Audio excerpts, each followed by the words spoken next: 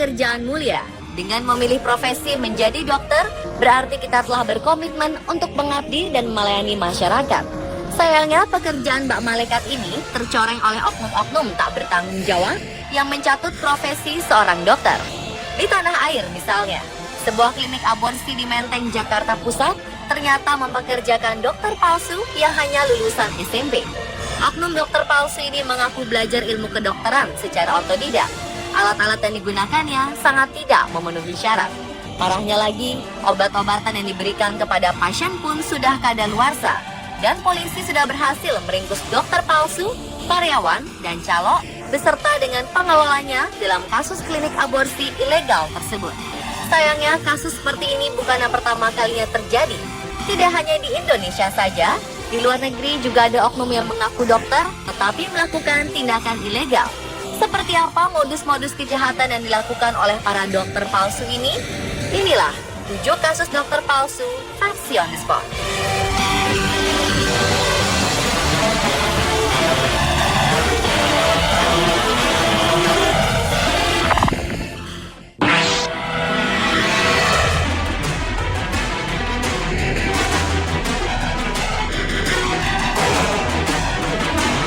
Mengubah bentuk tubuh dan wajah agar lebih terlihat menarik lewat operasi plastik menjadi sebuah tren belakangan ini.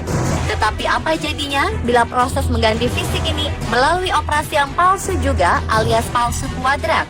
Begitulah yang dilakukan oleh seorang dokter bedah plastik palsu di San Francisco, Amerika Serikat. Dokter palsu bernama Carlos Guzman Gerza ini terbukti menjalankan operasi ilegal kepada 9 pasien perempuan di klinik Mission District. Jaksa menyebutkan lelaki 53 tahun ini tidak memiliki lisensi untuk membuka praktek. Kasus malpraktek yang dilakukannya terbongkar pada 2011. Polisi berhasil memeriksa klinik dan menemukan bahwa dokter palsu ini memakai nama seorang dokter asisten berlisensi. Melalui cara itu, Guzman Gerza mengoperasikan klinik yang menyediakan fasilitas sedot lemak, operasi wajah, dan perawatan kulit. Tetapi semua operasi yang dilakukan tidak berdasarkan ketentuan medis. Pasca operasi, beberapa pasien menderita infeksi, hingga sang pasien harus membayar sekitar 42 juta rupiah untuk penyembuhan infeksi. Guzman Gerza juga pernah meninggalkan jarum sepanjang 11 cm di bokong pasien lainnya. Lebih parah lagi, dokter palsu ini juga melakukan pelecehan seksual terhadap pasien-pasiennya. Sementara, pasien lain mengaku kepada polisi si dokter palsu ini memberikannya pil sebelum berusaha memperkosanya. Oleh karena perbuatannya, Guzman Gerza dinyatakan bersalah dan dihukum penjara selama 20 tahun.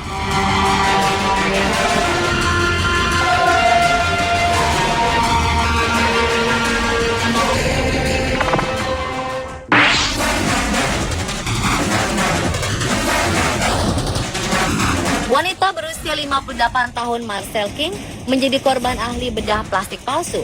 Wajahnya menjadi bengkak usai Dr. Ozen Melin menyuntikkan senyawa yang diakuinya sebagai botox ke dalam wajah Marcel di sebuah dapur rumah temannya. Marcel kemudian menderita alergi parah usai penyuntikan. Jantungnya mulai berdebar-debar hingga harus dilarikan ke unit gawat darurat. Awalnya wanita yang berprofesi sebagai pelatih anjing ini membayar tunai 7 juta rupiah ke Melin agar ia dapat melakukan perawatan kecantikan di sebuah dapur. Ia begitu terkesan dengan Melin ketika ia membawa mobil mewah keluaran terbaru dan mengatakan bahwa ia adalah seorang ahli bedah profesional lulusan Amerika. Namun ketika ditelusuri, Melin yang berusia 37 tahun ini bukanlah seorang dokter.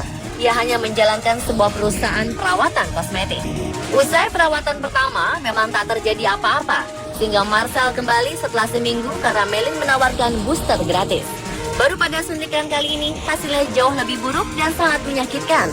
Dan dalam waktu 5 jam kemudian, wajahnya terasa terbakar hingga ia sampai tak bisa membuka matanya. Akhirnya, pria yang mengaku-ngaku dirinya dokter ini ditangkap dan dipenjara.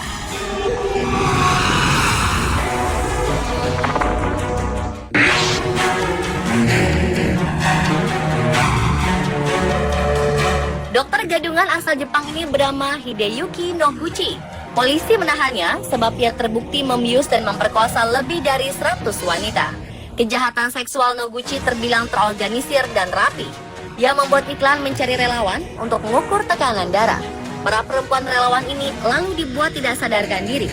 Setelah tak sadarkan diri, ia lalu menggiring ke sebuah hotel atau pemandian air panas dan melakukan aksi kejahatannya. Parahnya lagi, dokter palsu ini mendokumentasikan aksi bejatnya dan menjualnya seharga 10 juta yen atau setara dengan 1 miliar rupiah. Sementara Noguchi sendiri sama sekali tidak memiliki latar belakang pengetahuan medis. Juru bicara kepolisian di Chiba mengatakan, ada 39 korban dengan rentang usia remaja hingga 40 tahun. Dari jumlah ini, polisi mencurigai jika sebenarnya masih banyak korban aksi kebejatan Noguchi lainnya, bahkan jumlahnya bisa melebihi 100 orang.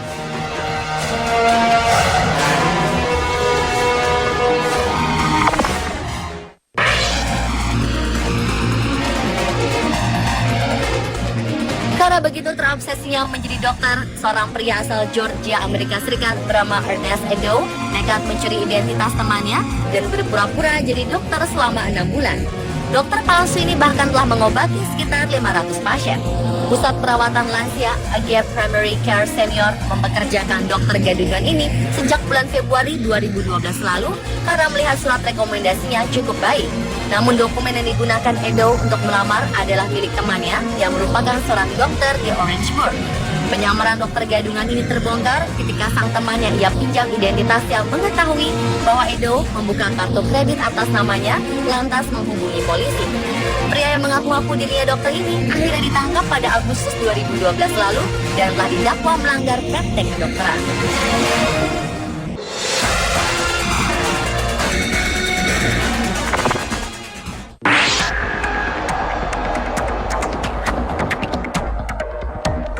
Hakim memvonis seorang dokter di Detroit, Amerika Serikat dengan hukuman penjara selama 45 tahun setelah meraup keuntungan hingga jutaan dolar dari hasil penipuannya terhadap asuransi kesehatan milik lebih dari 500 pasiennya. Hakim pengadilan distrik di Amerika Serikat Paul Borman memberikan keterangan tentang masalah kesehatan yang dihadapi oleh para pasien yang semakin memburuk setelah mendapatkan kemoterapi oleh Dr. Fata. Dokter yang pemilik sekaligus pengelola Michigan Hematology Oncology Centers atau MHO ini menipu para pasiennya dengan menyebutkan bahwa pasien-pasien tersebut terkena penyakit kanker dan harus melakukan berbagai jenis pengobatan dan kemoterapi untuk menghasilkan uang. Hakim juga menambahkan bahwa ini adalah tindak kriminal. Dr. Fata dinyatakan bersalah pada 2015 atas penipuan, pencucian, dan konspirasi. Jumlah korban mencapai 553 korban, termasuk perusahaan asuransi yang telah membayar asuransi setidaknya 17 juta dolar atau sekitar 200 miliar rupiah.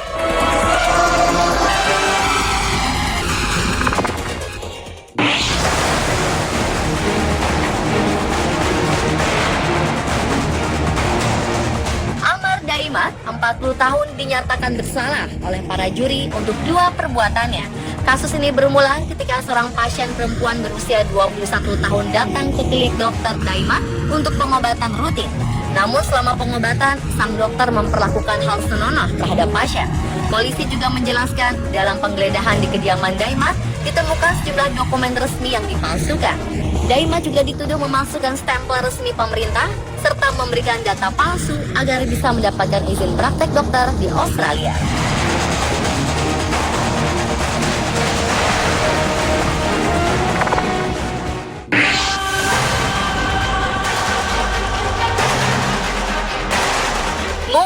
Wairimu yang sehari-hari praktek sebagai ginekolog atau dokter kandungan di Nairobi, Kenya ini ditangkap karena dituduh telah memperkosa pasien. Selain itu, ternyata ia juga tidak punya izin untuk praktek. Tuduhan ini bermula ketika salah satu media televisi menayangkan cuplikan video seorang pria tak dikenal diduga memperkosa pasien wanita yang sedang tak sadarkan diri di tempat tidur klinik. Dilaporkan, rekaman ini diambil oleh seorang staf yang curiga terhadap aktivitas sang dokter. Kecurigaan semakin membesar setelah Dewan Praktisi Medis di Kenya mengatakan bahwa Wairimu sebenarnya tidak pernah terdaftar sebagai seorang dokter. Wairimu akhirnya ditangkap di sebuah hotel setelah seminggu melarikan diri dari pengejaran polisi.